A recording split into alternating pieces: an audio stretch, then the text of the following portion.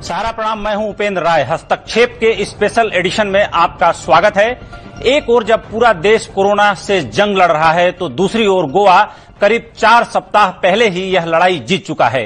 गोवा देश का पहला ऐसा राज्य है जहां 3 अप्रैल के बाद कोरोना का कोई नया केस नहीं आया है। ये उपलब्धि इसलिए भी बड़ी है क्योंकि गोवा में बड़ी संख्या में विदेशी सैलानी पहुंचते हैं। फिर भी संक्रमण पर कुछ ही हफ्तों में काबू पा लेना आसान नहीं रहा होगा। यह भी चौंकाने वाली बात है कि एक ओर महाराष्ट्र में कोरोना के सर्वाधिक केस हैं तो दूसरी ओर पड़ोसी राज्य गोवा कोरोना से पूरी तरह मुक्त है। कोरोना के खिलाफ लड़ाई में गोवा की इस जीत पर बात करने के लिए हमारे साथ जुड़ रहे हैं गोवा के मुख्यमंत्री डॉक्टर प्रमोद सावंत। उनसे बातचीत का सिलसिला शुरू करेंगे, लेकिन सबसे पहले उनके सियासी सफर पर एक विशेष रिपोर्ट देख लेते हैं। डॉक्टर प्रमोद पांडुरंग सावंत देवाचा शपथ घेता की गोवा के मुख्यमंत्री मनोहर पर्रिकर के निधन के बाद बीजेपी के लिए नए मुख्यमंत्री का नाम का ऐलान करना एक बड़ी चुनौती थी। बीजेपी को एक ऐसे चेहरे की तलाश थी जिसमें पर्रिकर की परंपरा को आगे बढ़ाने और सहयोगियों को एकजुट रखने की सियासी क्षमता हो। ऐसे में बीजेपी ने डॉक्टर प्रमोद सावंत पर भरोसा जताया और 19 मार्च 2019 को उन्हें गोवा में गठबंधन सरकार का मुखिया बनाया गया। महाराष्ट्रवादी गोमंतक पार्टी और गोवा फॉरवर्ड पार्टी के सहयोग से सरकार चला रहे प्रमोद सावंत गोवा के 13वें मुख्यमंत्री हैं। गोवा के युवा सीएम डॉक्टर प्रमोद पांडुरंग सावंत पेशे से किसान और आयुर्वेदिक चिकित्सक रहे हैं। इससे पहले वो गोवा विधानसभा के अध्यक्ष पद की जिम्मेदारी भी संभाल चुके हैं। 24 अप्रैल 1973 को जन्मे डॉक्टर सावंत सैंकलिम विधानसभा का प्रतिनिधित्व करते हैं। महाराष्ट्र के कोल्हापुर की गंगा एजुकेशन सोसाइटी से आयुर्वेद चिकित्सा में ग्रेजुएशन करने के बाद उन्होंने पुणे की तिलक महाराष्ट्र यूनिवर्सिटी से सोशल वर्क में पोस्ट ग्रेजुएशन की डिग्री हासिल की। उनकी पत्नी सुलक्षणा शिक्षिका है। साथ ही वो बीजेपी महिला मोर्चा की गोवा इकाई की अध्यक्ष भी हैं। प्रमोद सावंत गोवा के पूर्व मुख्यमंत्री मनोहर पर्रिकर को अपना आदर्श मानते हैं, इसलिए उनकी कार्यशैली और फैसलों में साफ तौर पर पर्रिकर की छाप झलकती है। उनकी सियासी और प्रशासनिक सूझबूझ ही कहिए कि जब पूरा देश कोरोना के खिलाफ जंग लड़ रहा है तो गोवा पहला ऐसा स्टेट बन गया जो कोरोना मुक्त हो चुका है। राज्य में कोरोना का पहला केस सामने आने के 24 दिन बाद ही 20 अप्रैल को उन्होंने गोवा को कोरोना से मुक्त घोषित कर दिया। मुझे अनाउंस करते वक्त कि गोवा में एक भी इस वक्त पॉजिटिव पेशेंट नहीं है, बहुत खुशी की बात है।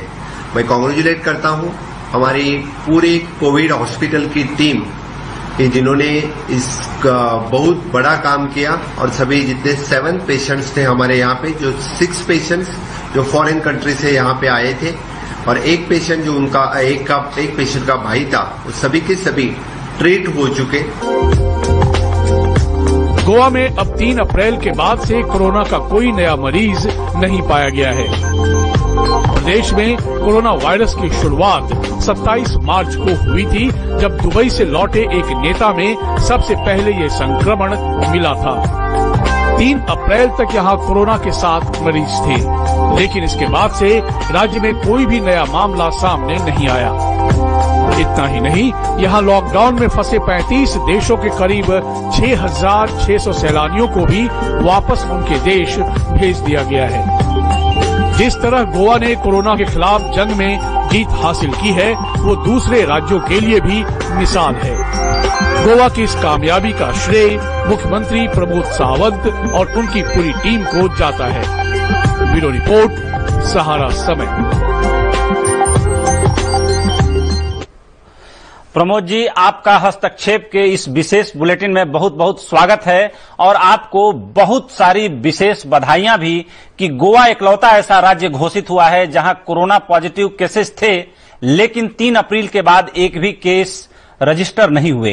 एक ओर देश के तमाम राज्यों में कोरोना का संक्रमण तेजी से बढ़ रहा है और दूसरी ओर 19 अप्रैल को ही गोवा को आपने कोरोना मुक्त घोषित करके ये संदेश दिया कि गोवा कंप्लीटली कोरोना मुक्त स्टेट बन गया है। इस कामयाबी का राज बताएं, क्योंकि और लोग भी जानना चाहेंगे कि आपने ऐसा कैसे किया होगा। मुझे ये बात कहते वक्त बहुत खुशी हो रही है कि 21 अप्रैल को गोवा कोरोना मुक्त हो गया। 3 अप्रैल के बाद आज एक भी केस पॉजिटिव नहीं मिला। इनका श्रेय जो है वो पहले से अपने मेडिकल टीम, जो कोविड हॉस्पिटल की टीम, पैथोलैब की टीम, जो फ्रंटलाइनर वर्कर्स है उनको जाता है। जो 7 पेशेंट थे उनको ट्रीट करके उनको वापस घर भेज दिया। तो फर्स्ट और the second, the police and administrative staff, जो सभी लोग रात दिन काम करते हैं 24/7, 22 मार्च से लेके आज तक कंटिन्यूसली 24/7 जो रोड पे है, जो फील्ड में है। आज के दिन 22 मार्च के बाद एक भी लोगों को हमने गोवा के बॉर्डर के अंदर आया तो भी उसको टेस्ट करके अंदर ले लिया है। पूरी तरह से हमारी कोशिश है एक भी कोई गोवा का हो या बाहर का आदमी हो, उन्हें बिना टेस्ट हम अंदर नहीं ले रहे हैं। तो उसका पूरा श्रेय जैसे कि कोविड हॉस्पिटल के टीम को जाता है, हमारे पूरे एडमिनिस्ट्रेटिव टीम को, सीएस से लेके लास्ट पुलिस तक, और जो पूरे गोवा के लोगों को जाता है। हर वक्त जो मैंने कहा लास्ट 45 डेज में वो सभी बात लोगों ने सुनी और उसी तरह से मुझे सहकार्य दिया, तो पूरी सभी लोगों को जाता है। अगला सवाल ले रहा हूं। गोवा में 3 अप्रैल के बाद से कोई नया कोरोना मरीज सामने नहीं आया है। ये बहुत सुकून देने वाली बात है। कोरोना संक्रमण को रोकने के लिए आपने किस तरह की रणनीति बनाई उस वक्त? क्योंकि डॉक्टरों का कहना है, आप खुद डॉक्टर हैं, कि एक व्यक्ति करीब 450 लोगों को संक्रमित कर सकता है। आपके राज्य में 7 लोग थे तो कम से कम 3000 से ज्यादा लोग संक्रमित हो सकते थे और ये चेन पूरे गोवा को संक्रमित कर सकती थी। तो इस पर कैसे खबर आते ही कैसे आप लोगों ने इस पर अपनी चुस्ती फुर्ती दिखाई? आपकी बात सही है कि कम से कम 3000 तक लोग पॉजिटिव हो सकते थे, लेकिन जैसे ही हमें जो पेशेंट पॉजिटिव मिला तो उसके फर्स्ट कांटेक्ट, सेकंड कांटेक्ट, इन सभी लोगों को इंस्टीट्यूशनल क्वारंटाइन सेंटर में रखा और उतनी प्रिकॉशंस ली कि ये लोग दूसरे से संक्रमित न करें, इसलिए उसकी पूरी कोशिश रही। और उन सभी लोगों को हमने पूरी तरह से उनकी टेस्ट की, वो टेस्ट नेगेटिव आई। इसके सिवा जो लोग स्टेट के विदेश से आए उन लोगों को हमने होम क्वारंटाइन करके रखा। सिर्फ होम क्वारंटाइन करके नहीं तो पूरी तरह से वो होम क्वारंटाइन मेंटेन करते हैं क्या नहीं, उनका ध्यान भी रखा। पूरे सभी गोवा में, पूरे स्टेट में ऐसे ढेर सारे लोगों को हमने होम क्वारंटाइन में भी रखा और इंस्टीट्यूशनल क्वारंटाइन में रखा। इसलिए जो भी कोई असिम्प्टोमेटिक केस भी होगी तो भी वो पहले पॉजिटिव नहीं हो पाई या उन बाकी लोगों से संक्रमित नहीं हो पाई। इसलिए पूरे एडमिनिस्ट्रेशन इन्हीं के सहकार्य से हमें कर पाए। देश में लॉकडाउन की वजह से घरेलू और अंतर्राष्ट्रीय उड़ानों पर भी प्रतिबंध लगा हुआ है। ऐसे में आपने 106 लोगों को विशेष विमान से लंदन भिजवाने की व्यवस्था की या उनको परमिशन समेत तमाम जो जरूरी चीजें थी वो करवा के दिया। ये पूरा मामला क्या था? 106 लोगों से नहीं, कम से कम गोवा से 6000 से ज्यादा लोग गोवा से फॉरेन कंट्री के लिए निकल चुके। मोर देन 33 स्पेशल एयरक्राफ्ट, जिन लोगों ने मिनिस्ट्री ऑफ एक्सटर्नल अफेयर्स की परमिशन लेके वो गोवा एयरपोर्ट पे आए तो गोवा सरकार ने उन्हें पूरा सहकार्य किया। कहाँ हमने होटल्स और बाकी जगह जो फॉरेनर्स थे उन लोगों को फैसिलिटेट करके उन होटल से एयरपोर्ट तक लाए और उन लोगों को उनकी कंट्री में जाने के लिए गोवा सरकार का पूरा सहयोग रहा। तो जो एविक्यूएशन फ्लाइट थी, जो मुझे मीडिया की एक रिपोर्ट में देख रहा था जिसमें था कि स्पेशली 106 लोगों को अलग से शायद आपने लंदन भिजवाया था, तो इवैक्यूएशन जो फ्लाइट थी वो ब्रिटेन से आई थी या भारत सरकार ने आपके कहने से कुछ फ्लाइटों का इंतजाम किया था? नहीं, वो सभी फ्लाइट उन्हीं के कंट्री से यहाँ पे आई थी। इवैक्यूएशन फ्लाइट उन्हीं के कंट्री से यहाँ पे भेज दिए गए। रहे हैं सीधे गोवा में बड़ी संख्या में विदेशी सैलानी आते हैं और जो आरोग्य सेतु ऐप है उसमें एक ये बड़ा क्वेश्चन है कि आप किसी फॉरेन विदेशी सैलानी से मिले हैं क्या? क्योंकि सबसे ज्यादा एक्सपोजर जो है वो फॉरेनर्स के आने के कारण ही है। विपक्ष लगातार हमलावर रहा प्रधानमंत्री पर कि 1000 अमेरिका से सिक्योरिटी पर्सनल आए थे, इसलिए आगरा जो है हॉट स्पॉट बन गया। और आपके देश में तो आपने जैसा बताया कि 6000 से ज्यादा विदेशी सैलानियों को आपने गोवा से ट्रांसपोर्ट करके उनके देश भेजा। तो ऐसी स्थिति में एक्सपोजर का बहुत बड़ा खतरा रहा होगा। तो ये सारी चीजों को आप लोगों ने कैसे कंट्रोल किया? क्योंकि विदेशी सैलानी या विदेशी लोग ही सबसे बड़े संक्रमण के कारण हैं, सबसे बड़े रीजन वही हैं। जी हाँ, आपकी बात सही है, क्योंकि गोवा में भी जो 7 पेशेंट थे उसमें से 6 पेशेंट वो फॉरेन कंट्री से आए थे और उन फॉरेन कंट्री से आने के वास्ते एक को उसके भाई के वास्ते उसको कोविड-19 पॉजिटिव था। जितने लोग 22 तारीख तक फॉरेन से आ रहे थे, हमने 22 मार्च का जो जनता कर्फ्यू था वो 2 दिन बढ़ाने के बाद 30 तारीख से लॉकडाउन स्टार्ट हुआ। यहाँ पे अवेयरनेस और एजुकेशन बहुत अच्छी तरह से हमने लोगों को समझाया। इसी कारण जो फॉरेनर्स थे वो होटल में ही क्वारंटाइन रहे, उनकी सभी कुछ फैसिलिटीज हम उन्हीं के होटल में उनको दे पाए, जैसे कि खाना, उनका रहना, उनकी मेडिसिन, सब कुछ फैसिलिटीज उनको हम होटल में प्रोवाइड कर पाए। हमने कोशिश की, होटल वालों ने कोशिश की, उन लोगों ने भी अच्छी तरह से सहकार्य किया और बाकी लोगों को उन लोगों को फैसिलिटेट करते हुए इन सभी लोगों ने अच्छी तरह से काम किया। इसलिए इतने सारे फॉरेनर्स होने के बाद भी हम किसी का कम्युनिटी ट्रांसमिशन नहीं हुआ, क्योंकि उन लोगों से दूसरों को ट्रांसमिशन भी न होने पाया। देखिए, गोवा का गौरव इस पूरी लड़ाई को जीतने के बाद और गोवा को कंप्लीट कोरोना फ्री घोषित करने के बाद गोवा का गौरव पूरे देश में ही नहीं बल्कि दुनिया में भी बढ़ा है। इसलिए बढ़ा है कि हिंदुस्तान का इकलौता शहर गोवा ऐसा है जिसके बारे में पूरी दुनिया जानती है, क्योंकि पूरी दुनिया के लिए वो अट्रैक्शन का केंद्र है, आकर्षण का केंद्र है। ऐसे में गोवा के हेल्थ इंफ्रास्ट्रक्चर के बारे में थोड़ा सा हमारे दर्शकों को बताएं, लोग जानना चाहेंगे। जी हाँ, जैसे कि आपने बताया, गोवा स्टेट को पूरी दुनिया में जानते हैं एज अ टूरिस्टिक प्लेस के बारे में। तो गोवा में हेल्थ इंफ्रास्ट्रक्चर बहुत अच्छी तरह का health infrastructure, primary level, secondary level और अपने मेडिकल कॉलेज यानी टर्शरी केयर सेंटर, अच्छी तरह से हेल्थ फैसिलिटीज है। जो कोविड के लिए चाहिए था वो सेपरेटली कोविड हॉस्पिटल, जिस दिन हमारे पॉजिटिव पेशेंट डिटेक्ट हुआ उसमें दूसरे ही दिन हमने स्टेप ली और अपना कोविड हॉस्पिटल एस्टैब्लिश किया। आज के दिन भी कोई भी बायोमेट्रिक पॉजिटिव आया तो हमारी टीम पूरी रेडी है separately to treat in separate covid hospital. उस वक्त गोवा में पैथोलैब भी कोविड टेस्टिंग के लिए फैसिलिटीज अवेलेबल नहीं थी, लेकिन हमने 2 दिन बाद ही यानी पुणे के NSBI लैब से हमने ये फैसिलिटीज गोवा में अवेलेबल कर दी। विदिन 2 डेज वो फैसिलिटीज गोवा में हो गई और आज के दिन 7 जगह पे कोविड टेस्टिंग की फैसिलिटी स्टेट में अवेलेबल है और कोविड सेपरेटली हॉस्पिटल्स अवेलेबल है।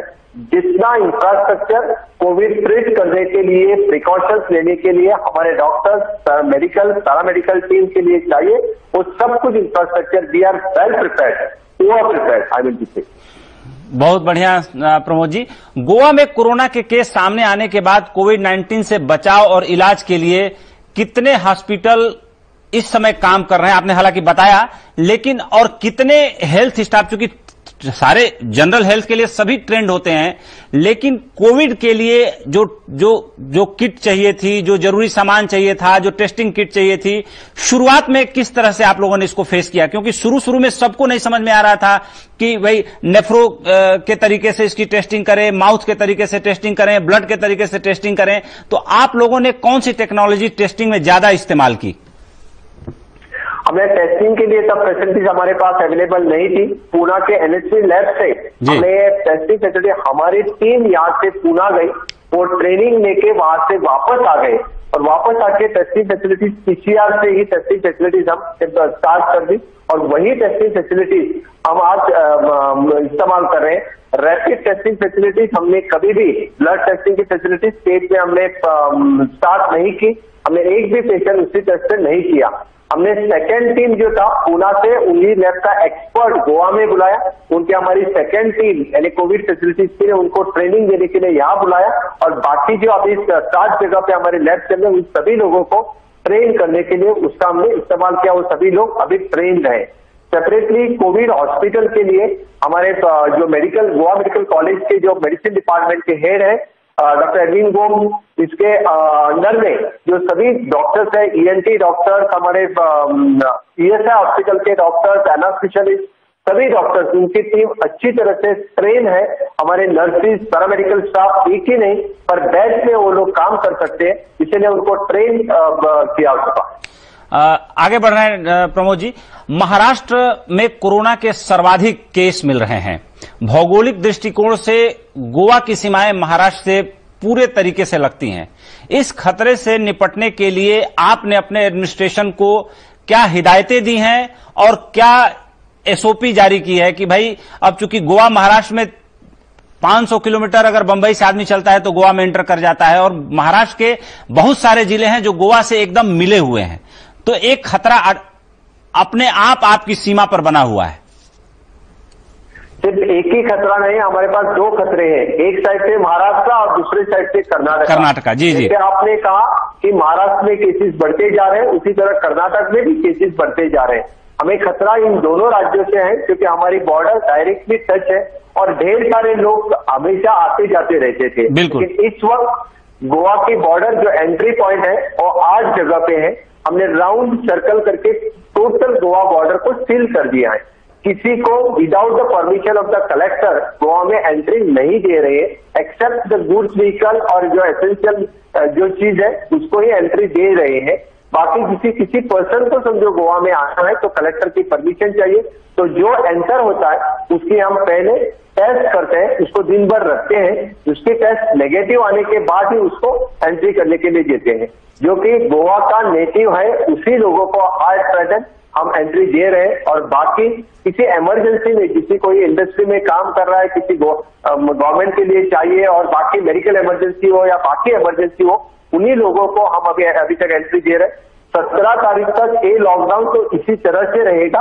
हम गोवा की सीमा पूरी तरह से सील करके ही रखेंगे। आपने कहा कि जब कोई आता है तो उसकी टेस्टिंग करते हैं और टेस्टिंग का रिजल्ट हम देख लेते हैं, उसके बाद उसको हम एंट्री पॉइंट से अंदर लेते हैं, और डिस्ट्रिक्ट मजिस्ट्रेट का परमिशन तो जाहिर सी बात है कि पूरे देश में ये एक नियम यूनिफाइड तरीके से लागू है। तो वो टेस्टिंग कैसे करते हैं? जैसे मान लीजिए मैं गोवा की सीमा पर गया, मेरी टेस्टिंग हुई, तो वो रिजल्ट आने में कितना वक्त लगता है?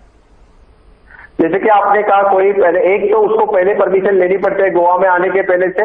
समझो सुबह में आता है तो सुबह उसकी स्वैप लिया जाता है, पीसीआर टेस्ट हम करते हैं, शाम तक उसका रिपोर्ट आता है और शाम में रिपोर्ट आने के बाद उनको उनके घर पे भेज देते हैं।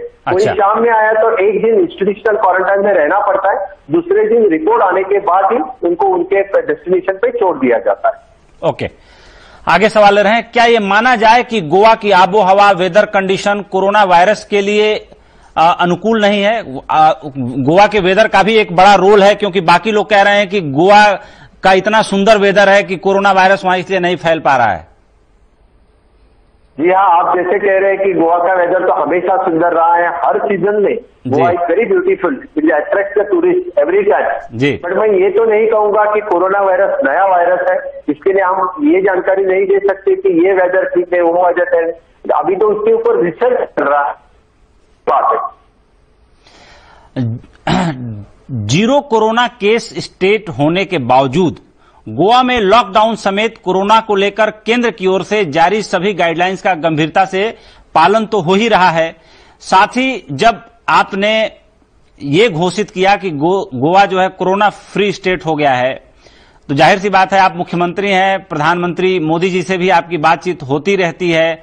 ऐसे में गोवा हर तरीके से एक बेहतर काम करने वाला स्टेट बना है। साथ ही साथ मनोहर पर्रिकर जी गोवा जैसे राज्य के मुख्यमंत्री थे, भले गोवा कई कारणों से छोटा देखने में है, लेकिन गोवा में रहते हुए उन्होंने पूरे देश पर अपने काम से छाप छोड़ी। एक बड़ी लेगेसी आपके कंधों पर है, और जाहिर सी बात है कि प्रधानमंत्री मोदी जैसे व्यक्तित्व के लीडरशिप में आप लोग काम कर रहे हैं। तो जो लेगेसी है वो और जो इतनी बड़ी लीडरशिप है उसके अंदर काम करने में वो कितनी सहूलियत है और कितनी कठिनाई है, दोनों के बीच आप कैसे संतुलन साधते हैं? जी हाँ, आपकी बात सही है। हम हमारे ex chief minister, x defence minister माननीय मनोहर पर्रिकर जी की लीडरशिप में मैं बड़ा पला हूँ और मैं इस सीएम पद तक पहुंचा हूँ। और अपने देश के माननीय पंतप्रधान नरेंद्र मोदी जी का जिस तरह से वो कोविड-19 अपने देश में कंट्रोल कर रहे हैं, हर दिन उनका फोन आता था, हर 2 दिन बाद उनका फोन आता था कि गोवा में स्थिति क्या है। जब तक केसेस पॉजिटिव थे तभी हर वक्त यानी हमारे केंद्र से इसी तरह से दखल लेना ये बहुत बड़ी बात है, और उन्हीं के नेतृत्व में, उन्हीं के सलाह के अनुसार और एमएचए के गाइडलाइन के हिसाब से हम कोविड कंट्रोल कर पाए। एक और सवाल आपसे ले रहा हूं कि आप आज कल एक बहस चलने लगी है कि कोरोना लंबे समय तक रहने वाला है और लोगों को अपनी जीवनचर्या, जीवन पद्धति, लाइफ स्टाइल सब कुछ कोरोना के अकॉर्डिंग बदलना होगा। जैसे जापान में लोग मास्क लगा के चलते हैं, सैनिटाइजर रखते हैं अपने पास और हाइजेनिक तरीके से रहते हैं। गोवा एक बहुत ही प्रोग्रेसिव और पढ़े लिखे लोगों का प्रदेश है। क्या आपको लगता है कि गोवा ने जीना सीख लिया है उस तरीके से? जी हाँ, बिल्कुल। जैसे आप कहते हैं कि कोरोना नया वायरस है और इनके लिए अपनी लाइफस्टाइल बदलनी पड़ेगी, जैसे कि मास्क पहनना, सोशल डिस्टेंसिंग, सैनिटाइजर। गोवा के लोगों सभी से सहकार्य कर रहे हैं, इससे आगे और भी ज्यादा सहकार्य करेंगे, क्योंकि ये एजुकेटेड लोग होने के वास्ते इनका फायदा हमें ज्यादा है। और बाकी लोगों में जो लोग हैं यहाँ पे, उन्हें अवेयरनेस करना और उन्हें कोरोना के बारे में जानकारी देना, सरकार भी दे रहे हैं, बाकी एनजीओ, बाकी लोग सभी इसी के बारे में जानकारी दे रहे हैं।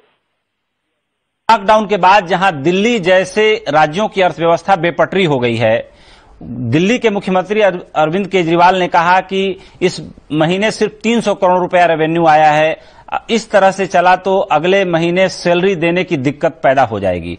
वैसे में गोवा में कितना नुकसान हुआ है और राजस्व को हुए नुकसान की वाया मीडिया से भरपाई करने की आप क्या योजना बना रहे हैं, कैसे काम कर रहे हैं अर्थतंत्र पर? आर्थिक नुकसान तो सभी राज्य की हुई है। जिसी तरह से रेवेन्यू कलेक्शन, तो हमारा रेवेन्यू कलेक्शन बहुत बड़ा ड्रॉप हो चुका है, लेकिन फिर भी हम बाकी माइनिंग इंडस्ट्री, अपने फार्मास्यूटिकल इंडस्ट्री, बाकी इंडस्ट्री, हमने फेज 1 में जो इंडस्ट्रीज अलाउड थे, फार्मास्यूटिकल और फूड इंडस्ट्री, वो पहले से स्टार्ट कर चुके थे। और आज के दिन में गोवा में 100% industries with 80% of the capacity start हो चुके हैं।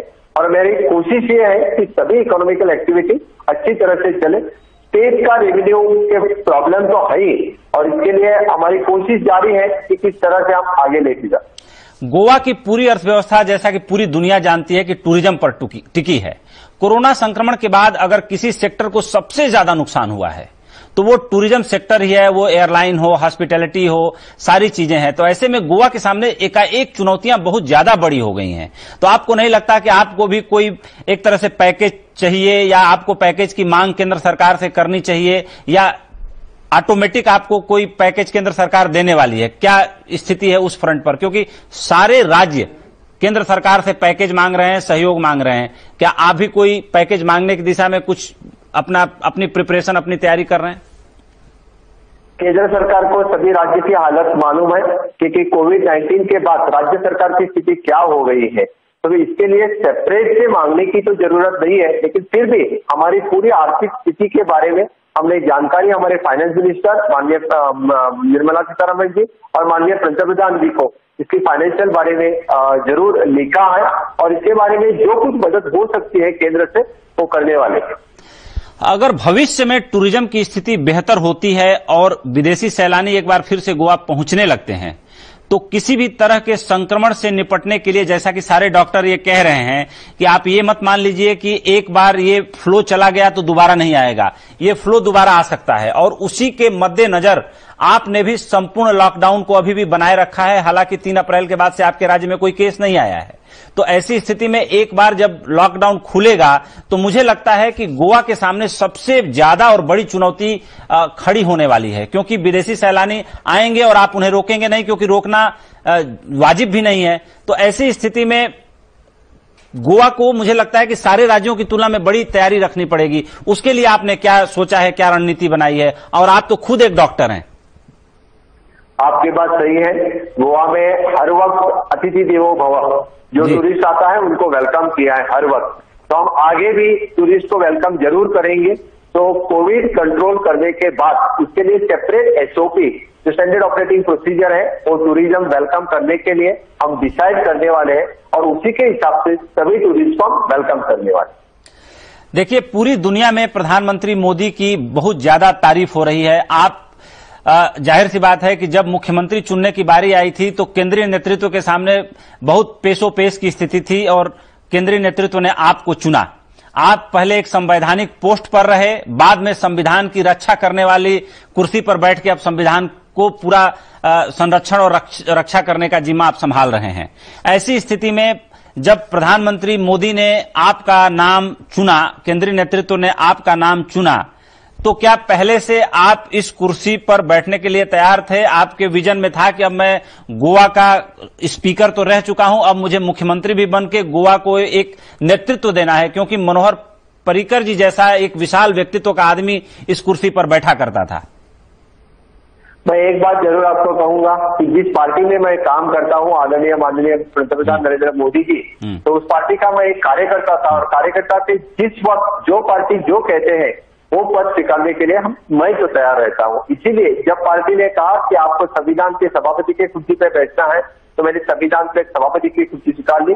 और जब पार्टी ने कहा कि अभी आपको मुख्यमंत्री पद स्वीकारना है, तो वो मैंने मुख्यमंत्री पद स्वीकारा। और लास्ट 1 साल से जो काम मुझे दिया है माननीय प्रधानमंत्री मोदी जी और अपने पार्टी ने, वो काम अच्छी तरह से मेरा 100% डाल के मैं वो कोशिश कर रहा हूँ कि 100% गोवा स्टेट के लिए डालूं, यही मेरी कोशिश है।